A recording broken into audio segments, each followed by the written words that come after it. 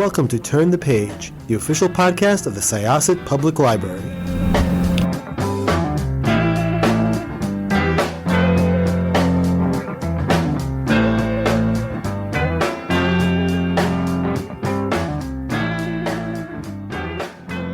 Welcome to Syosset Library's Turn the Page podcast. We are here today with the author of Nocturne, Alyssa Wees. And Nocturne is just a really interesting book. It's one of those books that it's got so much like genre appeal, and it's one of those books that I think, I think we were lacking for. I know when I was kind of going from YA to adult books myself. I don't know about you, Jen. Actually, although YA books were not as great as they are now, but still, there's magic in this book, and it calls back to other properties, and it's just beautiful. So I'm going to let the author actually just talk about the book. Oh, wait, I didn't introduce us, did I, Jen? That's okay. Yes, no, that's fine. Okay, so this is Jessikah, and I'm actually co-hosting with Jen. Hi, Jen. Hey. And once again, we're going to invite Alyssa Wees to tell us about Nocturne. Thank you. Thank you so much for the lovely introduction too. So my name is Alyssa, and Nocturne is my adult fantasy debut, and it comes out on February 21st from Del Rey. And it's really just like one of those books, like straight from my heart, because it's about Chicago, which is where I'm from, and ballet, which I grew up dancing from the age of 4 onward for many, many years. And it's really just like everything that I love in a book. I thought this was such a lovely book. The writing is really beautiful. It has like a really distinct voice that I really enjoyed. And I'm wondering, because you did already mention how it wraps up so many of your interests and your history, like where you're from and hobbies you've enjoyed. And what made you decide to take all these things that you love and all these stories that you love? Because like Jessikah said, it does reference a lot of like very almost mythic stories at this point. What made you decide to make it all into like a period piece? Because like the 30s setting is really, really like cool and evocative too. And I'm wondering like how you arrived at that. Yeah. So basically it was kind of like, it came together in a couple different ways, because I really I knew I wanted to write a ballet story, but I was kind of having trouble finding my way into it. And at the time, I had just been happening to do some personal family research. And it led me kind of down this rabbit hole, because my grandparents, they grew up in this neighborhood in Chicago called Little Sicily. It's not there anymore. It got torn down, but the more I learned about this neighborhood, the more fascinated I became, because it was nicknamed Little Hell, which is in the book, for the factory furnaces that would light up the night. And there was also this place called Death Corner, where mobsters would leave their dead bodies. And I was just like, what? And both of my grandparents are no longer with us, so it was something that I couldn't ask them about. And I really regret not getting to talk to my grandma about this, what it was like to grow up in this neighborhood. So I was just kind of fascinated, and this was kind of my way of kind of having a conversation with them. I don't think their childhoods were as bleak as Grace's sometimes is, and Grace's story is a little bit before their time. But I just when I was learning all these things about that area, it really just clicked for me, and her story just kind of came from that. I think it's a really interesting era, and just kind of took my imagination away,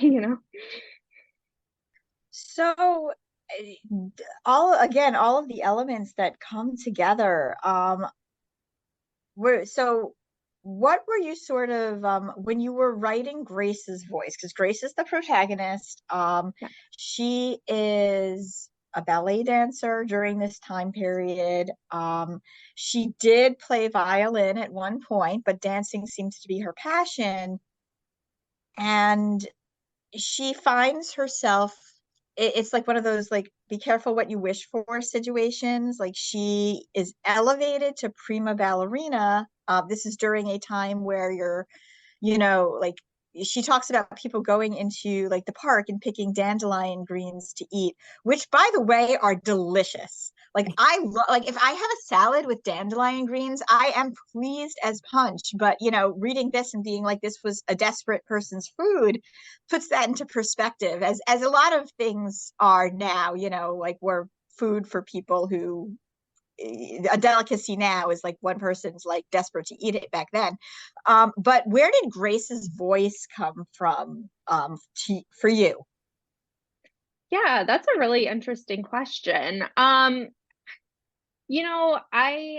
like I said, it took me kind of a while to find my way into the story. And like you said, like all these elements are kind of coming together. And it kind of really clicks for me when I thought about like more of the Gothic narratives of like for me, I love these really like slow burn stories that then like at the end all hell kind of breaks loose. Or, you have the heroine who's kind of in this situation where she's like doesn't have maybe a lot of agency and she's kind of working with what she's got and then kind of triumphs at the end. So that was really where Grace's voice came from, that idea of, she's been kind of beaten down, but she's still really optimistic and keeps trying. But then once she finally does get her dreams, it's maybe not what she thought it was, and she has to kind of keep going, keep finding, she's still trapped. It was kind of about like, and there's a lot of bird imagery. She's kind of in this cage because she's just not living on her own terms until the very end. So yeah. that's where it came from. Yeah, as you were speaking, it really occurred to me that like for the things that you do with like Grace's journey through this book, like I mean, obviously the magical elements are like super cool and integral and that works too, but like the choice to set it in the past, like in this 30 setting, is super interesting to me because like it's a time where like society was kind of more in flux and like there were much bigger distinctions between like wealthy and poor people had like a really really difficult time like getting out of poverty, but there were also like because it was like a society that had like less like tracking and tracing people and there were less ways to identify people and stuff like that, you could kind of like happenstance your way into like these weird life circumstances, so like in the 30s it seems like it's so much more realistic that like an orphan can end up a prima ballerina than like now, because Yeah, I totally get that. I know, because I feel like, and that's why I like writing historical too, because I do feel like there's a little bit more leeway. Maybe that's just my modern perspective looking back, but yeah, it does feel like now everything's very rigid and like people are able to like in part 2 when Grace goes to Master LaRose's house, she can't really communicate with Amelia, whereas like now she could just text her, and there was like that disconnect, and maybe you have to be more creative when you're working with phones and because it's so easy to know everything about everyone all the time. So I do like that there is to me more of a mystery just created from being in the 1930s or really any kind of historical period.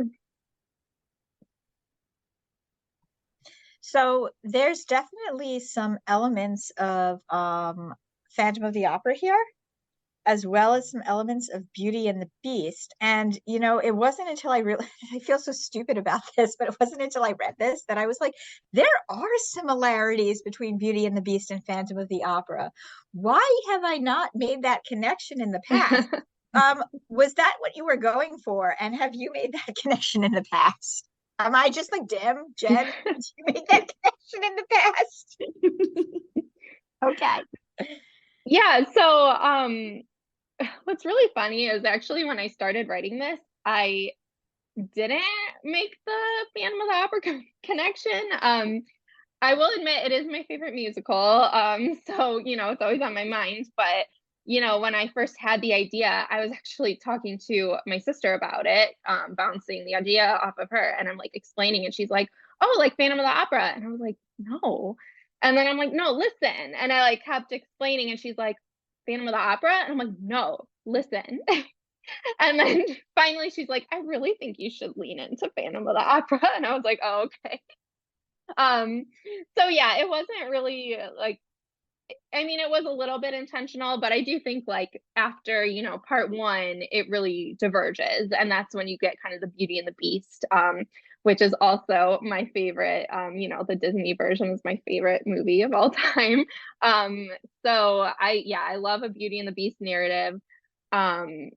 But again, I really wanted to kind of put a different spin on it. It's more of a gothic tale, and there are elements of like the classical story about like every night, or him asking her to marry him, and all of that. I did draw directly from the tale, more the old French version. But again, in the end, I really wanted it, again, it kind of diverges. But those two were definitely big inspirations. Yeah, I really like the way that you sort of like combine all these really like deep mythic story elements, because like all the themes that we're talking about, like the phantom themes and Beauty and the Beast, and like, there are shades of like Hades and Persephone to me too, a little bit. Like, it like gives it this really like feeling of like mythic history, like it has a place like in this like line of types of stories and like types of characters and stuff like that. When you are working with all of these like really classic themes and like types of characters, do you like try to maintain awareness of those influences? Like, are you revisiting them in stories you love? Like, are you re-experiencing them, or do you kind of like put them away for a little while so that like you're not drawing too directly on them? Like, how do you treat your like, inspirational sources? Yeah, that's a really interesting question. I probably am still like really in conversation with them because I was listening to Phantom of the Opera as I'm, writing, or um revisiting the movies. There's a newer French movie that I really like that came out a few years ago, like La Belle et la Bête, and I was always watching that and kind of drawing inspiration. But you're right, because I don't want to borrow too heavily or make it seem too familiar. Um, so it is kind of a delicate balance too, to not make it just the same old thing. But they're definitely top of mind just because they are my favorite stories. Oh yeah, for sure. And I think that's kind of cool too that like you can like listen to it while you're writing, because like I imagine that like when you're doing it while you're kind of doing something else or your mind is elsewhere, like you are absorbing like vibes, so you Yes, like yes. you're not like taking plot points and stuff, but you are like immersing yourself in like the vibe that you want your book to have. Yes, exactly. Yes, I definitely run on the vibes. So what were some of your favorite books, like kind of that you consumed both in, growing up, YA, and how did you find sort of making the leap from YA to adult? Yeah, so I grew up really on fairy tales. My favorite, and it's still, I try to reread it every year, is Ella Enchanted. Just so good. And um Beauty by Robin McKinley was a big favorite. And just really like Disney. Like I had a steady diet of Disney and still do. So that really influences me a lot in all of my stories. And then, into YA, I was very into like the Princess Diaries and, so I always love fantasy, but I love fantasy that takes place in our world, or that like kind of, and my YA book is like that too, where it starts kind of in our world and then it's kind of a portal fantasy. And making that leap from YA to adult, I don't think it was so different, but I did feel like with adult, like I could kind of slow down, because I feel that in YA it really is more plot forward. Whereas an adult, you can hopefully have more patient readers, I mean, I get it as a teen. I just wanted to devour, like Hunger Games and just the plot actiony. But as an adult, I found like growing up, I find that I like the slower narratives that kind of take their time getting there. So that was one thing that I really liked about making that switch. I do still love YA, and maybe I'll write another YA, but adult is where I feel comfortable now.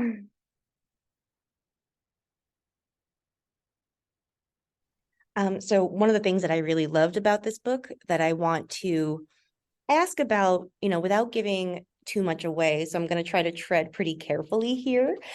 But one of the things that this book does that I love is that it draws on a very long association between death and dancing. Like you see a lot of that imagery throughout history. Like that was I studied the Middle Ages, like when I was in school. And so like they had like that imagery was all over the place, like the juxtaposition of like joyful dancing and like somber death. And so I was wondering if you could talk a little bit about like how these things came together for you, and how you feel like you were drawing on that tradition, if that was something that you were like kind of like consciously doing. Yeah, absolutely. I can think of like a lot of stories like the I believe it's Hans Christian Andersen's story, The Red Shoes, where she dances herself to death in these magical shoes. And there's one well, basically like in Italian, one of the folk dances is the tarantella. And it actually originated because it was said that a bite from a wolf spider, you like had to dance to get like the poison out. So there's that like association there. Like it kind of makes you go, the poison makes you go crazy, or which I really love that. And I think like ballet is so much like the opposite of death. And Grace says this too, where it's like, as long as I'm dancing, like it can't touch me, because you're so alive, but it also drains you at the same time. So I loved that, because it does take a ton of energy. And I know like growing up, my body is definitely bringing down now because it's so hard on your body, but it also is like necessary to feel alive, this movement. So yeah, I love that intertwining, and I think that it worked. So like it was just there, for me to draw inspiration from, because they do go hand in hand, even though they're opposites. I also think about the 12 Dancing Princesses. Yes. Which is by far one of the most underrated fairy tales. I guess because there are 12 dancing princesses, that kind of makes the cast very big. Yes. Not that like Disney is been particularly faithful to, the fairy tale. Yeah. Like you can it might be the 3 dancing princesses, but whatever. But I love that story so much. And they go to like an underworld to dance with these demon princes. So I kind of got notes of that as well. Oh yeah. One of my favorite books is oh my gosh, and now I can't think of the title. The Midnight Ball? That was a good adaptation of 12 Dancing Princesses. Oh, I don't know if I read that one. Oh, it's so good. Okay, I'll have to look that one up. I know there's House of Salt and Sorrows by Aaron Craig. That's a good one. Yes. There's also the Juliette Marillier, Wild, what? Why can't I think of it? I have to look it up. It's like, it's set in Romania. So it's actually vampires and the 12 Dancing Princesses. Wildwood Dancing. That's it. I knew I had something with wild and wood. Yeah, that's a really good one. And that was one that really got me thinking about that too, because it is kind of that vampires kind of equals death also. Again, dancing and death, they just kind of go together. So thank you so much for talking to us today. I'm wondering, do you think that this is a world that you will ever return to in your writing? Or do you continue to sort of like keep writing in this sort of like Gothic-y sort of tradition? Or like where do you plan to go next? Yeah, that's a really interesting question. Because I feel like when I'm drafting and when I'm writing, I'm like, oh, I'm gonna write so many different stories set in this world. And then kind of once I finish the book, it does feel like I've moved on a little bit. So I don't know. I guess I do have ideas to revisit. Maybe I feel like, Grace's story is pretty complete. Like I feel good about where I left her. But I think it would be cool to like explore more about the ballet company, especially with, well, spoiler, but with Amelia, what she's gonna do next and all of that. So but no plans right now to revisit. I do love the Gothic, genre, so I probably will revisit that. I would say, because my next book coming out, I do have another one with Del Rey. I don't know if I can say too much about it yet, but it's definitely very different. But I think it still has the same sort of feel. It's definitely fairy tale inspired. Just not, totally different, not Beauty and the Beast this time. And it's hard to say. Sometimes it's hard to evaluate your own work, but yeah, it definitely still will. Everything I do will probably be in some way related to fairy tales and Gothic tales. For sure. It just kind of depends on what I'm like feeling at the time. This was great. Thank you so much for joining us. This book is beautiful. The cover is Thank beautiful. you. The language is Yes. beautiful. Welcome to the world of adult literature. Thank you. You're welcome. Yeah, thank you for talking to me. This was great. Oh, super. So once again, this was Jessikah with Syosset Libraries Turn the Page podcast. My co-host was Jenn, goodbye. Nice to I was about to say nice to see you all, but I didn't see you. Nice right. to- Yes. This heard. has been like a really silly interview. Yes. Sorry. And one I love it. yeah, we would love to thank Alyssa Wees for coming on and read Nocturne. Yes. Yes, please. And thank you very much. These questions have been great. So we are going to close this chapter of Turn the Page. It's time to close this chapter of Turn the Page. Join us for the next episode.